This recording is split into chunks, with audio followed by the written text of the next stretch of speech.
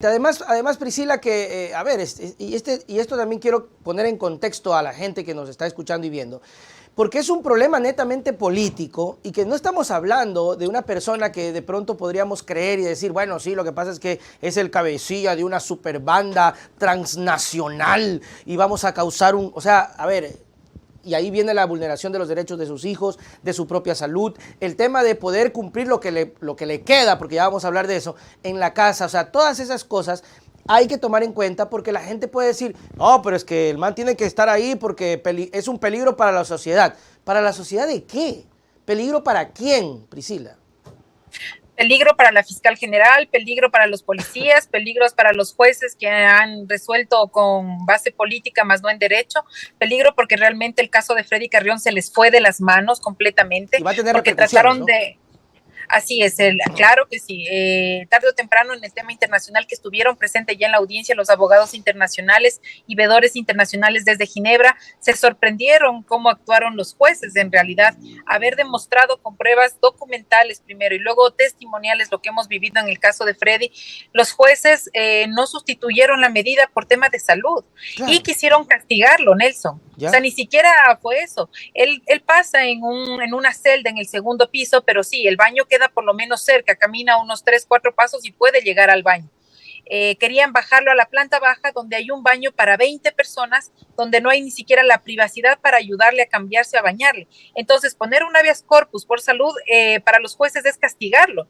Con esto nos tocó pedir una Chútela. ampliación y decir que psicológicamente le está afectando también este cambio y que se revea por lo menos la situación de quedarse en su misma habitación.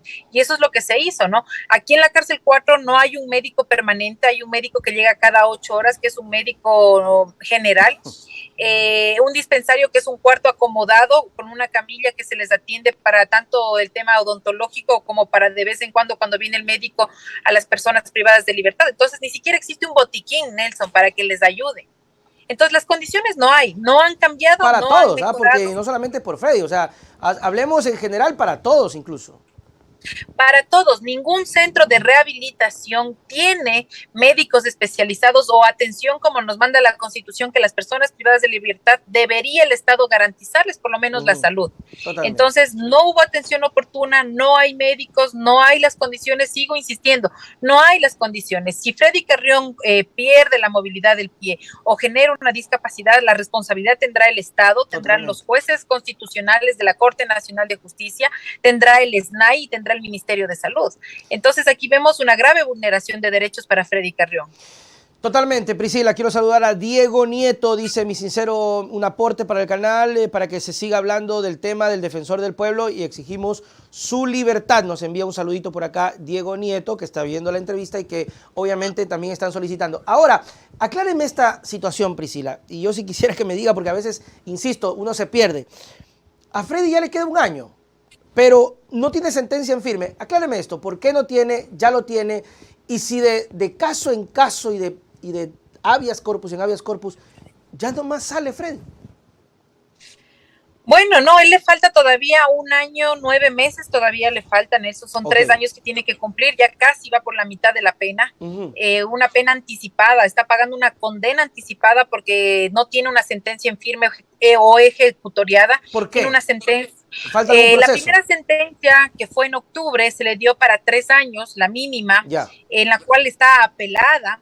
Cuando se apela no hay una sentencia en firme, quiere decir que la presunción de inocencia está intacta. Por lo Ok. tanto, Freddy Carrión lleva también ya 8 meses más, 9 meses ya con la prisión preventiva caducada.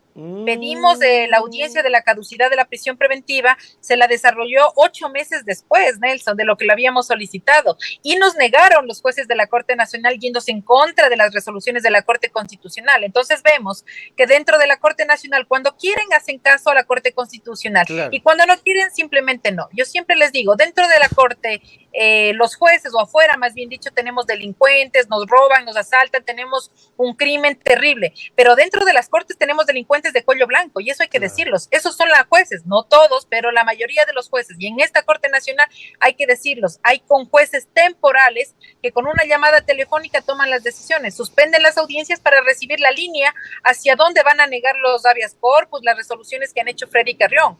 Nosotros denunciamos, por ejemplo, Nelson, al presidente de la Corte Nacional de Justicia, el Consejo de la Judicatura, por retardo judicial, porque nuestras acciones se demoran 7, 8, 9 meses. ¿Y qué pasa? Negaron en el pleno de la Corte Nacional, pero ¿qué sucedió con esta resolución? Todos los jueces de la Corte Nacional dijeron que nuestros abogados, para amedrentarlos, les pusieron denuncias o quejas en el Consejo de la Judicatura por hacer mala fe procesal. Entonces, denunciar a fiscales, denunciar a jueces, denunciar al presidente de la Corte, les impide a los abogados continuar. Entonces, lo que quieren es que Freddy Carrión se quede sin defensa.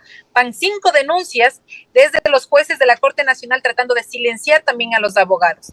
Y eso sumado a las persecuciones, ¿no? Las persecuciones que yo he tenido, las amenazas, los golpes, 5 denuncias en fiscalía que no se mueven. La fiscalía dice, en la Asamblea Nacional menciona, por ejemplo, caso Danubio, es que solamente habla un periodista y no se puede, no hay pruebas. ¿Cómo yo vengo a comprobar? Pero perdón, en el caso de Freddy Carrión, hicieron un linchamiento mediático. La propia fiscal general, las pruebas fueron los Twitter del ministro de Gobierno, los Twitter de la fiscalía, los Twitter de la policía, y sí hubo pruebas. Y es más, forjó documentos.